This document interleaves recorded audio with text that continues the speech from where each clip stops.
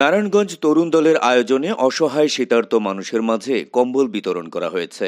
রোববার বিকেলে সিদ্দিরগঞ্জের আটিগ্রাম এলাকায় আম্বার পেপার মিলের সামনে বালুর মাঠে 7 শতাধিক পরিবারের মাঝে এসব কম্বল বিতরণ করেন টিএইচ তোফা। আয়োজনে প্রধান অতিথি হিসেবে উপস্থিত ছিলেন বিএনপির কেন্দ্রীয় নির্বাহী কমিটির সদস্য ও নারায়ণগঞ্জ 4 আসনের সাবেক সংসদ সদস্য বীর মুক্তিযোদ্ধা আলহাজ মোহাম্মদ গিয়াসউদ্দিন। এতে সভাপতিত্ব করেন নারায়ণগঞ্জ তরুণ দলের সভাপতি ও সিদ্দিরগঞ্জ থানা বিএনপির সাবেক যুগ্ম আহ্বায়ক টিএইচ তোফা। উক্ত অনুষ্ঠানে বিশেষ অতিথি ছিলেন নারায়ণগঞ্জ জেলা বিএনপির সাবেক যুগ্ম আহ্বায়ক মাসুকুল ইসলাম রাজীব, সিদ্দিরগঞ্জ থানা বিএনপির সভাপতি মাজিদুল ইসলাম, সিদ্দিরগঞ্জ থানা বিএনপির সহসভাপতি ও নাসিক 5 নং ওয়ার্ড সাবেক কাউন্সিলর জিএম সাদ্রিল।